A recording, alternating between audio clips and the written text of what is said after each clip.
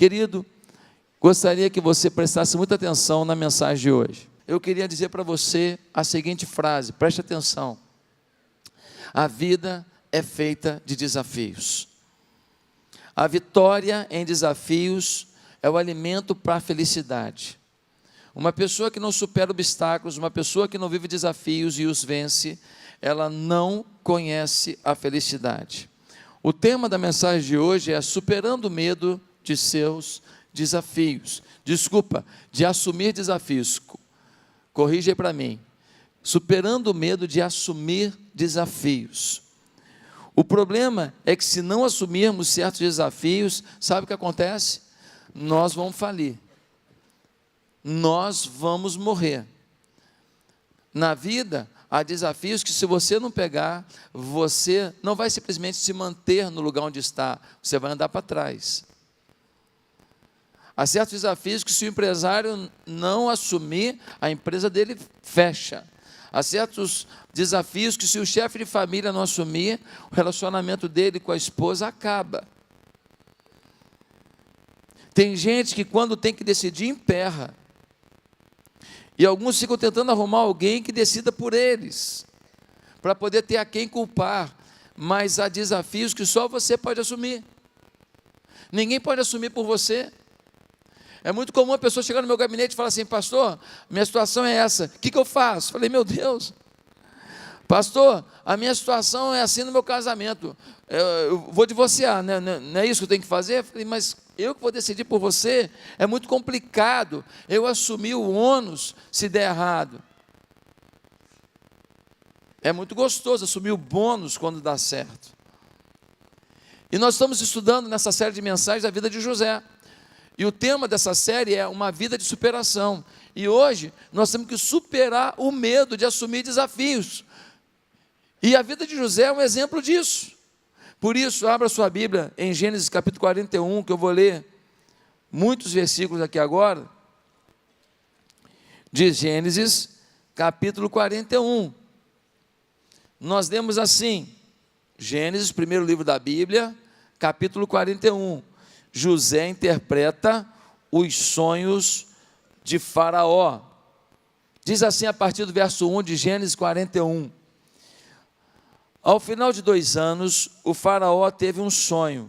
Ele estava em pé junto ao rio Nilo, quando saíram do rio 7 vacas belas e gordas, que começaram a pastar entre os juncos.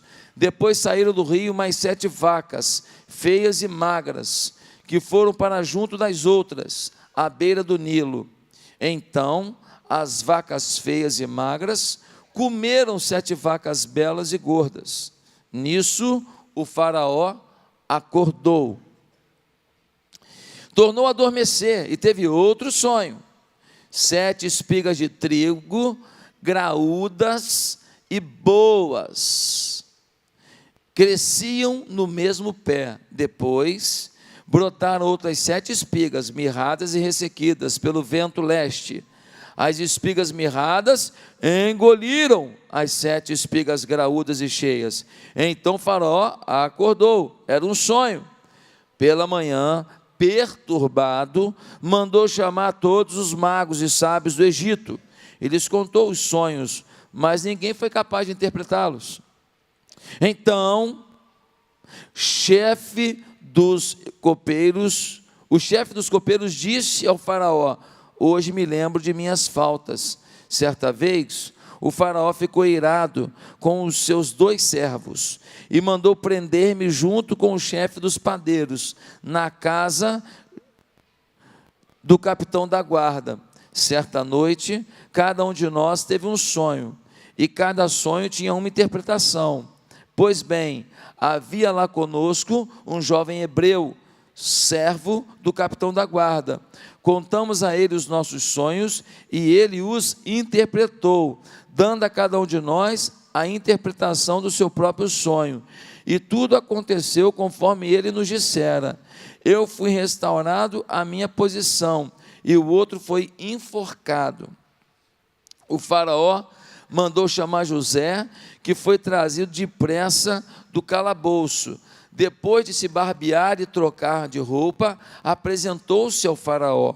O faraó disse a José: tive um sonho que ninguém consegue interpretar, mas ouvi falar que você, ao ouvir um sonho, é capaz de interpretá-lo. Respondeu José: isso não depende de mim, mas Deus dará ao faraó uma resposta favorável. Então o faraó contou o sonho a José: sonhei que estava em pé à beira do Nilo, quando saíram do rio 7 vacas belas e gordas, que começaram a passar junto aos juncos, depois saíram outras 7, raquíticas, muito feias e magras. Nunca vi vacas tão feias em toda a terra do Egito. As vacas magras e feias comeram as 7 vacas gordas que tinham aparecido primeiro. Mesmo depois de havê-las comido, não pareciam que tivessem feito, pois continuavam tão magras como antes. Então acordei. Depois tive um sonho, vi 7 espigas de cereal cheias de boas, que cresciam no mesmo pé. Depois delas brotaram outras 7, murchas e mirradas, ressequidas pelo vento leste. As espigas magras engoliram as espigas boas. Contei isso aos magos, mas ninguém foi capaz de explicá-lo. O faraó teve um único sonho, disse-lhe José. Deus revelou ao faraó o que ele está para fazer. As 7 vacas boas são 7 anos. As 7 espigas boas são 7 anos. Trata-se de um único sonho.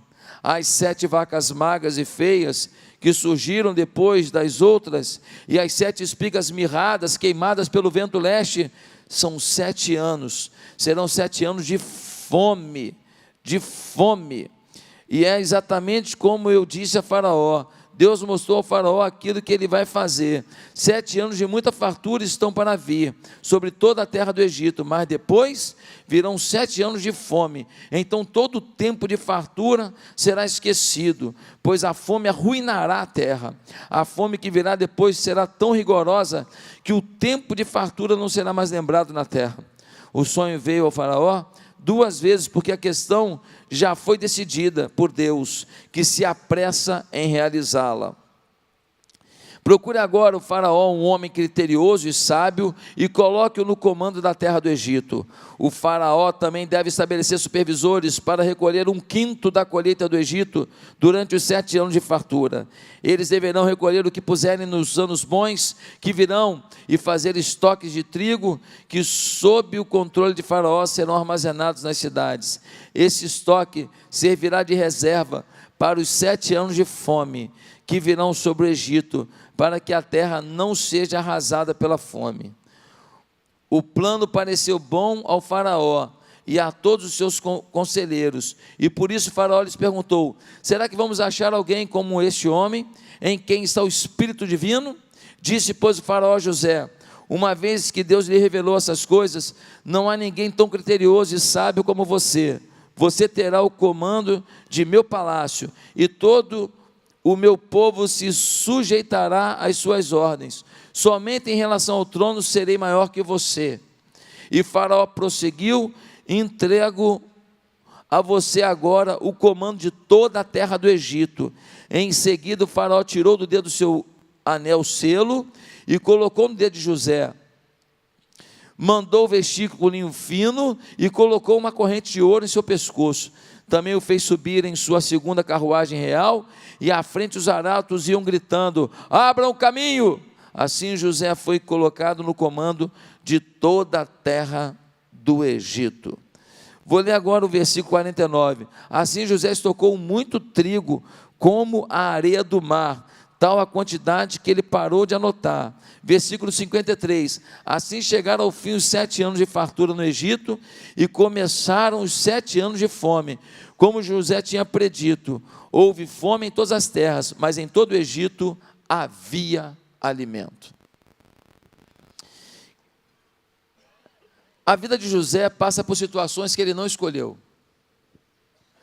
Ele não escolheu o seu filhinho predileto do papai. Ele não escolheu ser odiado pelos irmãos. Ele não escolheu ser vendido pelos irmãos. Ele não escolheu ser um escravo no Egito. Ele não escolheu as tarefas que ele tinha que fazer para Potifar. Ele não escolheu ser desejado pela mulher de Potifar, e depois a mulher mentir dizendo que ele tentou agarrá-la, e por isso ele ser preso. Ele não escolheu ir parar numa masmorra. Ele não escolheu ter que trabalhar dentro de uma masmorra. Ele não escolheu um monte de coisa na vida, mas agora chegou o momento dele escolher.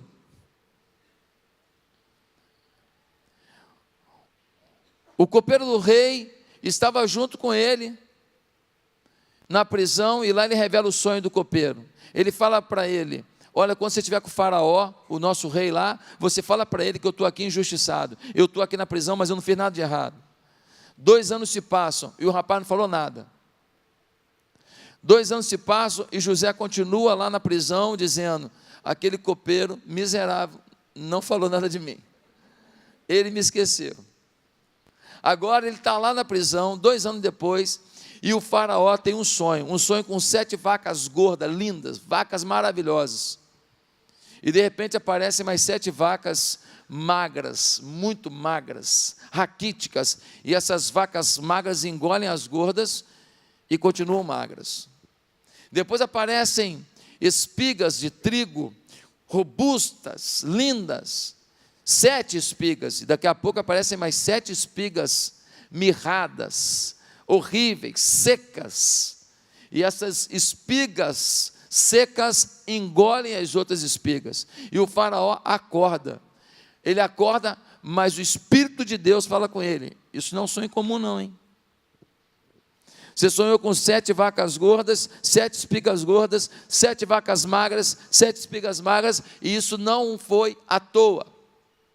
Ele tem a sensação clara. Aliás, querido, é preciso que você entenda que o Espírito Santo não fica falando em voz audível com as pessoas normalmente. Pode acontecer. A forma do Espírito falar é no seu interior, no seu íntimo. Pastor, mas eu não tenho essa convicção no meu coração. Não? Você tem certeza da sua salvação? Você recebeu Jesus na vida? Teve um grito? Teve uma voz audível?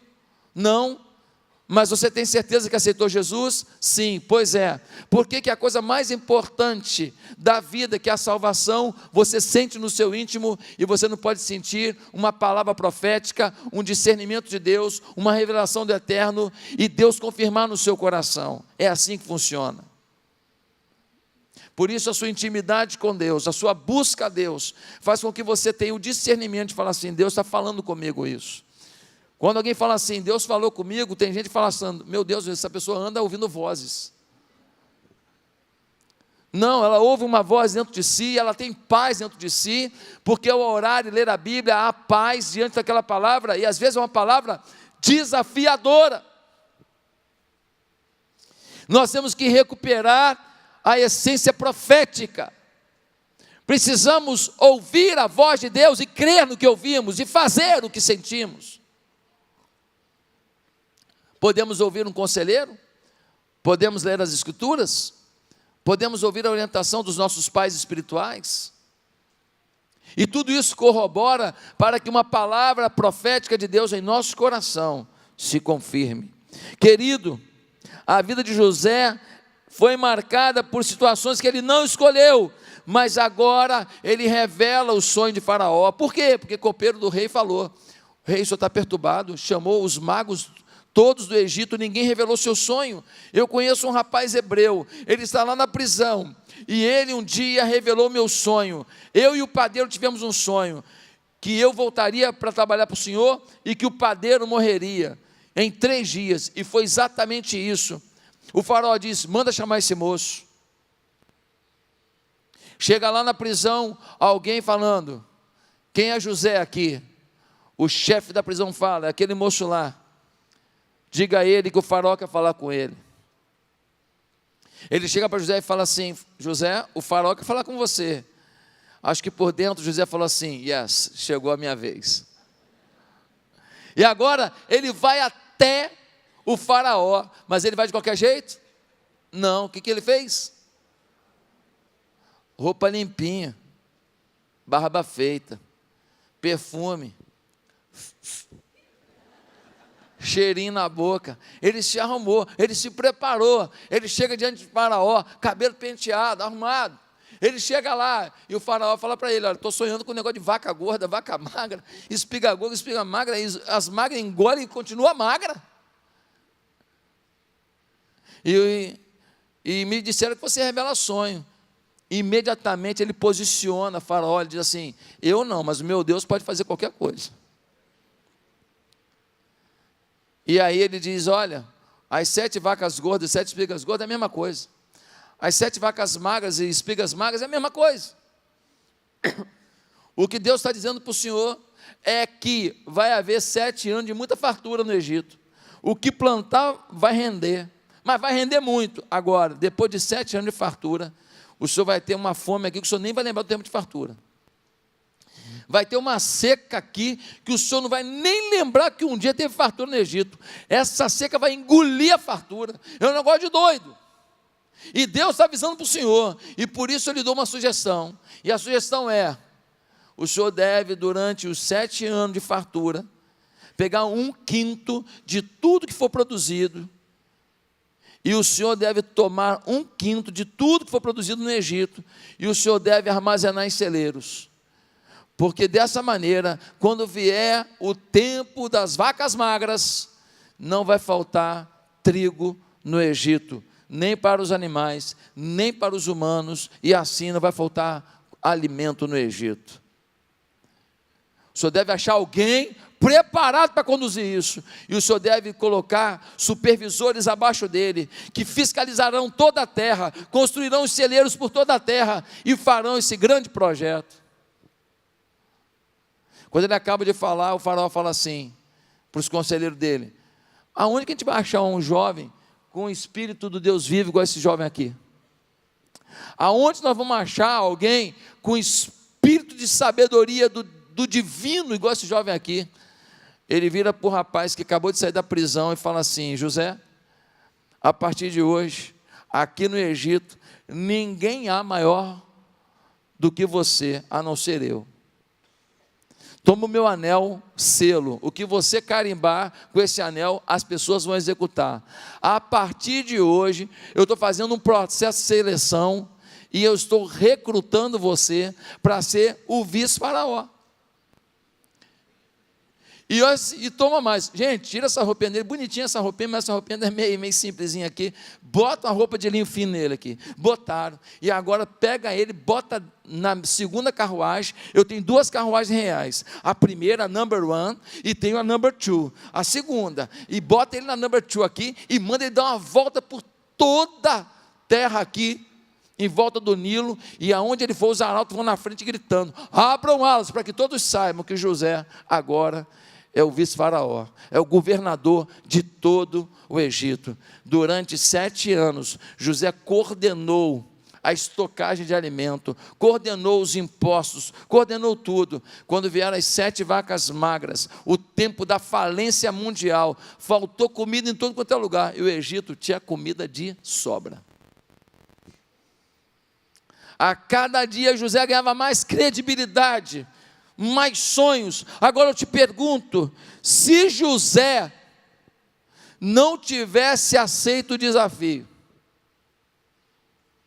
porque, meus irmãos, se o copeiro do faraó, ele fez alguma coisa errada, ele foi jogado na prisão, se o padeiro fez uma coisinha errada lá no pão e foi jogado na prisão, esse faraó é exigente, tá? Se o José falhasse, eu acho que o pescocinho dele corria um risco. Há desafios na vida que o seu pescoço fica em risco. Ele podia falar assim: bem, eu posso até dar uma força, mas eu não quero assumir. É assim que muitos fazem na célula. Ele poderia dizer assim: olha, eu gostaria mesmo de um emprego de meio expediente. O senhor tem? Porque eu estou muito tempo na prisão, eu queria começar devagar. Ele poderia falar assim: olha, seu faraó, agradeço muito, mas o senhor podia me dar a passagem de volta, dar um dinheirinho para eu voltar para a minha terra? Eu vou tentar achar meus pais. Ele poderia falar assim: sabe esse copeiro aqui, esse miserável, 2 anos falou nada com o senhor, né? Eu queria a vaga dele. Eu queria a vaga dele. Ele podia fazer isso. Meus irmãos, a responsabilidade é de um camarada que o máximo que ele fez foi coordenar uma fazenda. Agora ele vai coordenar a maior nação da terra. Você tem noção do que é isso? Ah, pastor, mas ele é muito experiente. É, realmente, ele tinha 30 anos. Ele tinha 30 anos, ele era filhinho de papai até os 17, fazia nada. Aí ele começa como trabalho braçal numa fazenda, vai crescendo, se torna na fazenda de Potifar o líder da fazenda, e depois ele vira líder de prisão. Agora ele tem que coordenar, ele é o vice-Trump, a maior nação da época. Ele é o vice-Trump, e ele tem que coordenar todo o sistema produtivo, todo o sistema fazendário da maior nação da época. É um desafio que não é para menino de 30 anos, não. Quero te perguntar uma coisa: quais os desafios que você tem na sua frente hoje? Será que hoje você tem que reconstruir sua família? Será que você tem que hoje cuidar sozinho de um filho? Será que você tem que perdoar alguém? Qual o grande desafio da sua vida? Será que você tem que arrumar um emprego melhor, superar uma doença? Será que você tem que ajudar alguém a sair da depressão? E não é fácil ajudar alguém a sair da depressão. A gente também fica deprimido, às vezes vendo a depressão de alguém. A gente fica triste de ver. Será que hoje você tem que montar uma empresa? Será que tem que ganhar a confiança de alguém, pagar uma dívida absurda? Se tornar um funcionário modelo, porque até hoje você não foi? Será que hoje você tem que passar em um concurso? Será que você tem que vencer o desafio de amar e honrar seus pais, porque até hoje você não fez isso? Qual é o grande desafio da sua vida hoje? Será que é superar um trauma que te atormenta? Será que é vencer uma dor que te fizeram? Será que é vencer um pecado dominante que você não consegue vencer? Toda hora ele está na tua vida, é uma coisa que você luta contra, mas você não consegue. O tempo inteiro esse pecado te vence, e você não aguenta mais, porque você sofre com isso. Ei, querido, qual é o desafio que está diante de você? José, no mínimo, tinha que ter uma faculdade de administração, ou ser de uma família de empresários, ou ter uma experiência política para aquele desafio, porque você acha que todo mundo vai aceitar receber a ordem de um menino de 30 anos, que chegou da prisão para o governo?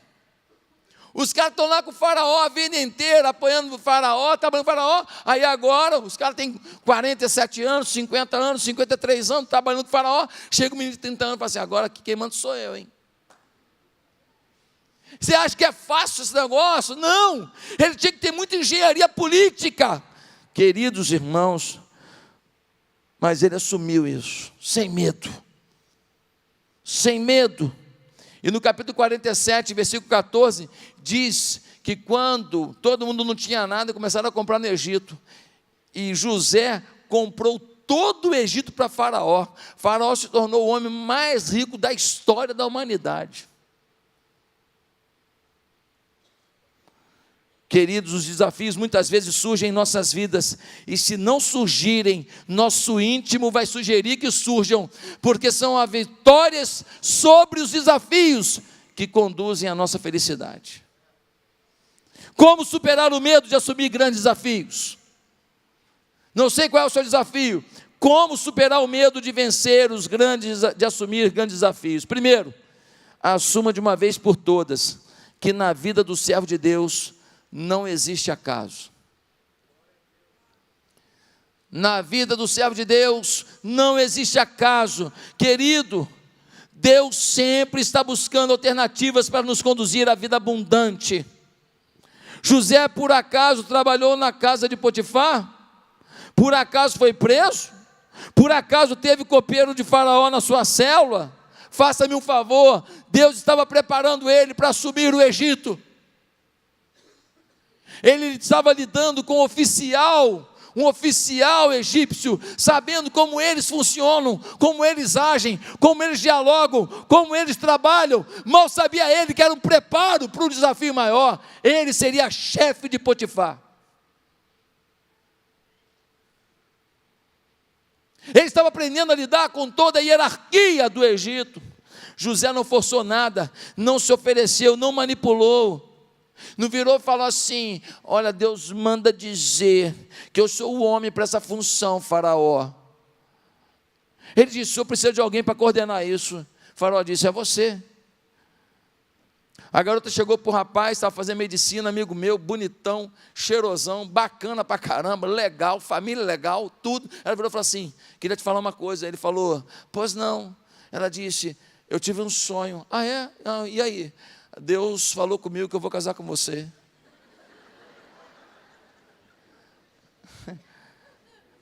Legal, né? O meu amigo falou assim, é mesmo? Só não falou comigo ainda. Continua a tua oração. Gente, tem gente tão adepta do acaso que não vê as portas escancaradas pela providência do Senhor. Quando eu recebi o convite para vir liderar a igreja pequenininha aqui na Barra, gente, eu falei, meu Deus, será que é de Deus esse negócio mesmo? 20 e poucas pessoas. Surgiu um americano aqui, já contei isso várias vezes, surgiu um americano aqui, falando que ele ia apoiar uma igreja no meio numa igreja plantada junto à classe média, média alta do Rio de Janeiro, a região da Barra da Tijuca. Eu não sabia se ele ia ajudar mesmo, eu não sabia se ele ia me dar alguma força mesmo, mas só de surgir aquela pessoa, eu falei, meu Deus, eu fui para um congresso, voltei pilhado de viver alguma coisa com Deus. Vem um desafio, um convite do Rio de Janeiro, de uma igreja que vai acabar se não tiver um pastor logo. E agora parece esse americano falando que Deus falou com ele no Tennessee para ele apoiar o início de uma igreja na Barra da Tijuca. É muito louco isso. Deus está nisso. Eu não falei, isso é um acaso. Teve pastor amigo meu, amigo do meu pai, que me viu pequeno, me ligou e falou assim, olha, cuidado com o romantismo, hein? Cuidado com o romantismo, você tem mulher, você tem 2 filhos, cuidado, as coisas não são bem assim não, cuidado. Meus amados irmãos, foi a melhor decisão da minha vida vir para cá. Só perde para 2 decisões, a de aceitar Jesus e casar com a pessoa que eu casei. Depois de aceitar Jesus e a minha mulher, a melhor decisão da minha vida foi vir para cá, para trabalhar com essa igreja, que tinha 20 e poucas pessoas numa escola municipal. Eu não estaria vivendo isso com você. As vacas que Deus tem mandado para cá, as vitórias que Deus tem mandado para cá, a festa que eu saí daqui ontem encantado, feliz, realizado, de ver a alegria de um povo. Nada é por acaso. Comece a analisar o que está ao seu redor acontecendo. Deus está te direcionando. Segundo lugar, como vencer o medo de assumir desafios? Traga à memória suas vitórias em desafios menores. José não sabia fazer nada, mas fez bem feito na casa de Potifar, e chegou à gerência da fazenda. Chegou à gerência da fazenda, virou um preso, e virou o gerente da prisão. Ele pensou, nas coisas pequenas eu prosperei, quem sabe nas grandes também não vou. Ele tinha vitórias para contar. Ele chegou como escravo na fazenda de Potifar e cresceu. Ele chegou na prisão acusado de estupro. E ele prevaleceu. Tem gente que quer grandes desafios, grandes conquistas, mas essas pessoas não são vitoriosas em nada de menor expressão. Tem pessoas que falam, pastor, conte comigo, porque é um projeto assim, um projeto assado. Gente, você não é fiel num pouquinho, como é que você quer um desafio grande? O José venceu o pequeno desafio, pequenininho, foi vencendo 1 a 1, e aí Deus abriu uma porta para ele, escancarada, incrível. Meus amados irmãos, Mateus 25, 21, bem-estar, servo bom e fiel, sobre o pouco foste fiel, sobre o muito te colocarei, entra no gozo do teu Senhor. O muito vem pela dedicação ao pouco. Pastor, eu só entrego o boletim na porta. Não, uma coisa é entregar o boletim assim, ó. Outra coisa é, muito bom dia, seja bem-vindo, por aqui. Pastor, eu só ajudo a arrumar os carros lá. Uma coisa é falar assim. Outra coisa é falar, muito bom dia, por aqui, isso, mais para cá, isso, legal, joia, Deus abençoe, um bom culto. Nós podemos fazer ministério das pequenas coisas. Um abraço na chegada pode significar a salvação de alguém. Ah, meus queridos, tem gente que fala, quero fazer algo tremendo para Deus, mas é irresponsável com tudo que de simples que vem à sua mão, abandona as coisas que faz na igreja, deixa para lá, faz de qualquer maneira, está na escala da recepção e falta, está na escala das crianças e falta, está na escala disso e falta, tem uma célula para liderar e não liga para ninguém, tem aniversariante na célula, não liga, feliz aniversário, vem para cá, faz um bolinho, corta e celebra com ele, não ajuda, uma pessoa vai na célula, ela falta, não liga, por que você não veio? Você faz falta, eu te amo. Você não faz as coisas bem feitas, aí dá errado, fala, eu não levo jeito. Não é que você não leva jeito, você leva jeito, só que você é negligente ainda. Você é top com as coisas que você se propõe, mas com as coisas de Deus, às vezes você deixa de lado. Tem muita gente que quer ser um pai melhor, mas o filho às vezes é difícil, a filha é difícil, e aí você vai ter que se superar. Eu dou desafio. Às vezes, ele casa com a mulher, ela é bonita, mas ela é complicadinha. Mas você casou, agora você tem que descomplicar. Você tem que pegar aquela linha embolada, soltando pipa, e desembolar aquele negócio. Dá teu jeito, meu filho. Mas depois de desembolar, ela vai ficar tão grata a você. Vai ser uma coisa tão linda. Meus amados, agora tem muita gente que só vai conseguir frustração se tiver uma coisa grande para fazer. Sabe por quê? Porque não aprendeu as pequenas lições das pequenas coisas. Tem gente com síndrome de grandeza. A pessoa acha tanto que pode grandes coisas que relaxa diante dos pequenos desafios. Os pequenos desafios são a escola para o seu sucesso. É a forma de cumprimentar uma pessoa no seu trabalho, é a forma de lidar com uma ofensa no seu condomínio, é a forma de você se relacionar com as pessoas na sua igreja, é a forma como você planeja um pequeno churrasco da sua célula, que vai fazer com que você vá aprendendo os pequenos princípios para as suas grandes conquistas. Se é para fazer um ovo frito, não fura a gema, meu filho. É desse jeito. Se é para jogar bola, jogue sem brigar. Se é para ajudar um filho no dever de casa, explique como se fosse uma aula paga. Se é para dar uma força lavando a louça da sua mulher, lave e seque. A mulherada gosta, né? Só os homens que não gostam disso. Daqui a pouco sobra para elas, querido. Daqui a pouco eu levanto a nossa moral. Terceiro lugar, como superar o medo de assumir grandes desafios? Seja mais que o anunciador do caos, seja um promotor de soluções. Ele falou, 7 vacas gordas, depois, meu filho, 7 anos de seca. O farol falou assim, meu Deus, e agora? Vão comer, mas não dá para ficar com as barrigas sobressalentes, tudo assim enfileirada. Vamos comer, mas depois vai vir um tempo difícil. José, ninguém perguntou nada a ele, mas ele falou assim, mas eu tenho a solução. Ué, como assim? Pode falar. Aí o menino de 30 anos deita e rola. Pega o PowerPoint dele.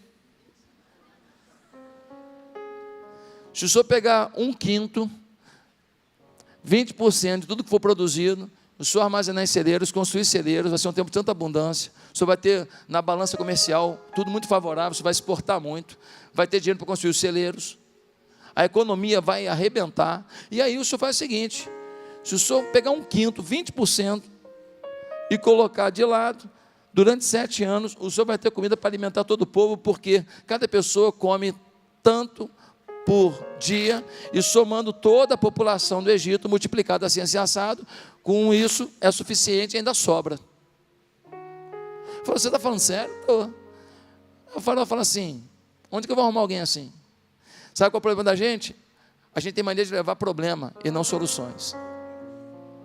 Um dia desse uma pessoa falou, pastor, eu falei, meu irmão, me arruma uma solução e depois fala comigo, hein?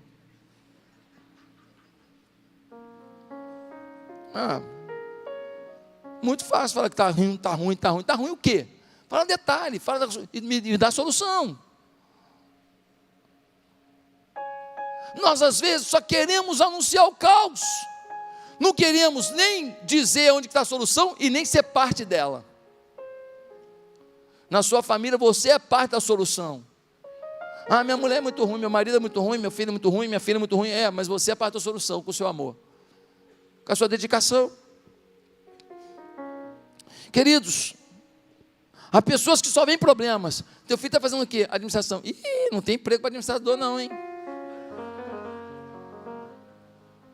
É assim o tempo inteiro. E a tua filha? Como é que está? Está namorando? Está namorando. Ah, é? E o menino faz o quê? Ah, ele é jogador. Ih! A chance dele ser um jogador. Nossa, sabe que é 1% só que consegue, né? Só daí, ô boca do sapo. Que isso, irmãos? José deu a revelação e sem que o faraó dissesse, ele foi lá e apresentou a solução. Sempre há uma saída, pois a Bíblia diz que com a tentação vem o escape, e com a luta vem a vitória, e com o problema vem uma solução. Quando eu cheguei em Patinga, nós tínhamos lá um desafio de fazer uma convenção recebendo todos os batistas mineiros. Tinha tanto dinheiro para gastar e a igreja não tinha 1 centavo no caixa para gastar. Eu tinha 3 meses para receber o pessoal. E eu, um garoto novo, com aparelho no dente, óculos. Quem quer confiar naquele menino? Mas aí eu vi uma oportunidade. E aí fiz um projeto de marketing, em que eu vendia faixas, eu vendia cartazes, eu vendia isso, vendia aquilo. Irmão, eu vinha tentando vender para os empresários da cidade. E se o cara não pegasse a primeira coisa, na última coisa ele ia ter que pegar, que era uma faixinha de 3 metros. Eu já contei isso aqui. E eu trabalhava até as 5 da tarde, ia almoçar 5 horas da tarde, só porque era correria, ia no empresário, ia no outro. E nisso eu conheci um monte de gente na cidade em 3 meses. E nisso eu ajudei a igreja num projeto em 3 meses, e nisso a gente fez a convenção, e no final sobrou um dinheiro, que com aquele dinheiro, a gente conseguiu fazer toda a bancada da galeria. Resultado, com 3 meses eu estava conectado com a igreja inteira. Com 3 meses eu já era pastor da igreja. Com 3 meses todo mundo confiava, falou, esse camarada gosta de trabalhar, hein? Não é bobo não. Com 3 meses, ei, você está enfrentando uma luta entre o seu filho, são os seus 3 meses para a vitória. É a sua chance de mostrar serviço. Ah, pastor, meu chefe foi mandado embora, eu estou assumindo as funções dele, nem me deram aumento ainda. Irmão, produz, semeia. Você é tão preocupado com o aumento que você não vai ter nem condições de mostrar o seu aprimoramento. Ah, pastor, eu tenho uma padaria, o cara abriu a padaria do lado da minha, ele quebrou. Tiro no pé. Abrir do seu lado é tiro no pé. Porque Deus é contigo. Só que agora você vai ter que fazer um ponto diferente. Só que agora você vai ter que ter uma abordagem diferente. Só que agora você vai ter que ver qual é a potencialidade desse vizinho aí, para você aprender com ele no que ele pode até te ensinar. E você vai fazer um sonho diferente, um sonho integral, com creme de brócolis, com o mesmo sabor daquele creme maravilhoso do sonho. Meu irmão, você vai criar uma receita nova aí que vai bombar. Você tem que crer em você. Quando a gente reunia aos domingos na escola municipal, eu consegui um horáriozinho na segunda-feira, num centro de convenções aqui na Barra. Mas eu não tinha nem gente para levar. O que eu fazia? Convidava um monte de gente, convidava as bandas, convidava não sei o que lá, chegava lá, dava aquela quantidade de gente lá, e a gente fazia uns cultos lá, e a gente botava um trabalho de criança, e no cartaz a gente anunciava o projeto dos adultos e das crianças. De criança chamava Kids Mania. Eu não tinha dinheiro para fazer 2 cartazes, era um cartaz só, tinha um negócio assim, tipo um risco assim no meio, anunciava uma coisa de um lado, outra coisa do outro. E assim a gente foi. Dá teu jeito, dá teu salto, Tem um texto na Bíblia que diz que a necessidade faz o sapo pular. Não sabe andar? Em quarto lugar, se você quer superar o medo de assumir desafios, aprenda a poupar. Aprenda a poupar. Ah, pastor, eu gasto mesmo, porque eu ganho tão pouco. Olha, tem gente que ganha pouquinho, mas ele bota 100zinho para cá, 100zinho para lá, 100zinho. Daqui a pouco ele tem 1.200. Que compra uma maquininha. Com aquela maquininha ele faz dinheiro. Gol do Brasil.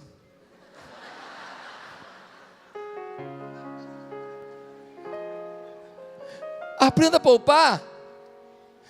Quando você receber o seu dinheiro, você faz que nem José, 1/5, 20% ele separava. Ei, pega 10%, é de Deus, separa para Deus. 10% de tudo que eu ganho é semeadura com Deus. É esses 10% que abençoa os 90%. É assim que a Bíblia nos ensina. Os outros 10%, você tem que tentar poupar. Dá teu jeito. Pastor, não estou conseguindo. Vai administrando. Ah, pastor, eu vou comprar um carro zero novo. Está precisando mesmo? Ah, pastor, eu vou fazer uma reforma na casa. Planejou direitinho, fez um projeto para não começar e depois não terminar. Para fazer de um jeito, depois não dá certo, fazer outro. Às vezes planejar significa você saber até onde vai pelo menos. Ah, mas sai mais caro, não sai não. Fazer de qualquer maneira, refazer sai mais caro. Ah, pastor, eu como fora quase todo dia. Você é burro. Isso não é inteligente. É caro comer fora todo dia, mas eu tenho dinheiro para isso. Então, querido, leva alguém para comer com você. Porque você comer fora todo dia não é vantagem nenhuma para quem tem tanto dinheiro assim. Agora, levar alguém para provar do que você pode, isso é inteligente. Vai te fazer mais bem ver o outro comendo do que você comendo, que para você não tem novidade. Agora, se você é classe média e come fora todo dia, você deixa de poupar. Porque uma refeição, 100, 150 reais, uma família ali comendo ali, 200 reais ali, a família comendo ali. Se você junta esse dinheiro e você faz um cálculo aí de 12 meses, pode ser as férias que sua família precisa. Mas comida eles não precisam comer fora todo dia, porque tem em casa miojo lamen. Você precisa aprender a poupar. Não jogue tudo fora. Por favor, querido. Quando eu entrei para a informática, alguns não sabem, eu sou formado em informática pela PUC. Eu trabalhei como analista de sistemas muitos anos. Quando eu entrei para a informática, quando eu comecei a trabalhar nessa área, eu lidei com alguns caras que eram dinossauros da informática. Os caras trabalhavam com aqueles grandes IBMs, eles foram funcionários da IBM, e esses caras ganhavam um Fusca por mês de salário. Um Fusca por mês. Quando eu fui trabalhar com eles, a maioria deles, no máximo que tinha um pequeno apartamento. O dinheiro entrava e saía. Um falou para mim, eu trocava o meu Chevette, era um Chevette novo, eu trocava o meu Chevette em 6 meses. As vacas gordas passam. Aqui na Barra nós temos a Ilha da Fantasia, em que a gente vai na pilha dos outros, falando, pô, vamos encontrar onde? Ah, vamos comer em tal lugar. A gente nunca tem coragem às vezes de falar assim, cara, lá não estou podendo não. Ah, por que você não fala? Falando, vamos fazer melhor? Vamos comprar uma picanha poderosa, vamos assar lá em casa? Em vez de comer 3 pedaços, a gente come 7. Engorda com força. Aprenda a poupar, e se o seu desafio privá-lo de algo, você conseguirá contornar esse momento. Aquele cara que poupa, quando a empresa está numa situação difícil, ele tem um capital de giro. Aquela família que poupa na hora de uma doença, a primeira parte da doença, ele tem alguma coisa para não virar um problema. 5, aprenda que não é a idade que determina a maturidade. Tem muita gente de cabelo grisalho e continua menino. Tem muita gente com muitos anos de vida, mas continua menino na fé também.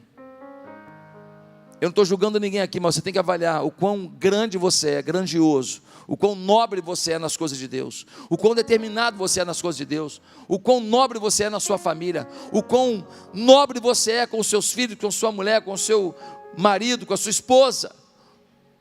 com seus pais. Coitada da moça que casa com um filhinho de papai. Coitado do rapaz que casa com uma princesinha que não sabe fazer um macarrão com salsicha. Nem em escola pública eu vou poder trabalhar para fazer macarrão com salsicha, que eu comi tanto na minha infância. Coitado daquele que casa com uma pessoa. Coitada da moça que casa com um cara que senta para ver futebol e grita com a mãe: mãe, me traz isso aí. A moça casar com ele, essa mocoronga vai ser uma escravizaura na vida dele. Conhecido meu assumiu a empresa do pai com 20 e poucos anos. O pai morreu, câncer.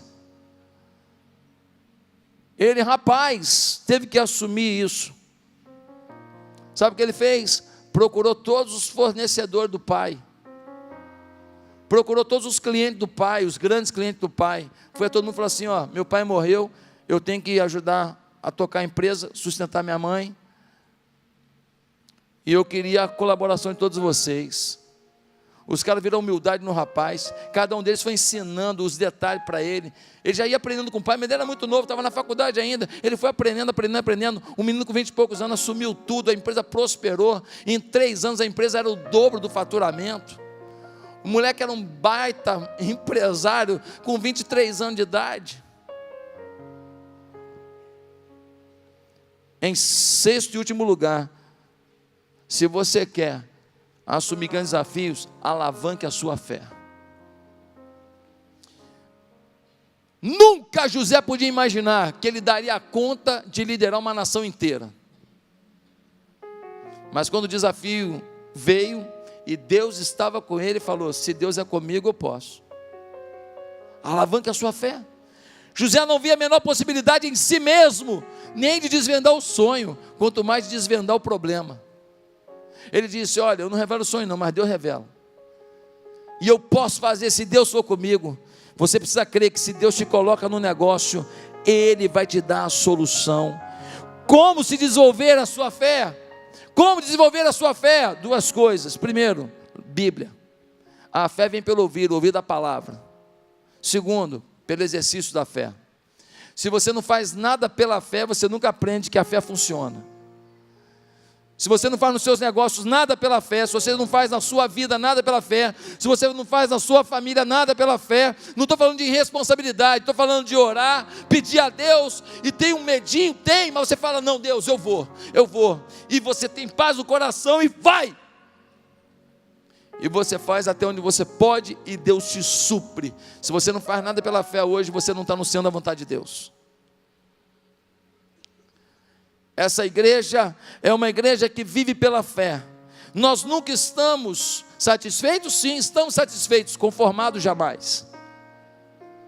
Conformados não. Enquanto tiver uma pessoa perdida no mundo, nós não vamos nos conformar. Teve um pastor da Baixada Fluminense, procurou um empresário, falou: quero comprar aquele galpão. Falou: o senhor tem algum dinheiro? Ele falou: não. Como é que você vai comprar então o galpão? Com latinha. Mas com latinha, sem com latinha. Nós vamos começar aqui uma campanha de latinha. Ele falou: mas eu acho que com latinha não vai conseguir não. Não, nós vamos conseguir sim. Ele falou com tanta convicção. Sabe o que aconteceu? O homem sentiu no coração de quebrar aquele negócio em muito tempo. E o povo começou a vender latinha. Mas porque vendeu latinha, vendeu também salgadinho. Porque vendeu salgadinho, também vendeu roupinha. Vendeu isso, vendeu aquilo. E o povo se uniu, começou a vender latinha e muito mais coisa. E hoje, aquele galpão está lá, é uma igreja. E o homem que vendeu é membro da igreja. Se converteu, aceitou Jesus. Ah, meus amados irmãos, nem no meu melhor sonho eu poderia imaginar o que Deus está fazendo nessa igreja. Nem no meu momento mais Highlander, mais Rambo, mais Schwarzenegger da minha vida eu poderia imaginar que Deus me daria a chance de participar desse filme de aventura. Nem no meu momento de maior alegria eu poderia imaginar o que Deus faria nesse lugar. Deus fez comigo e com você. Mas um dia eu tive que assumir um grande desafio. Quero te perguntar uma coisa: qual é o grande desafio que Deus tem à tua frente? Vai assumir ou vai amarelar?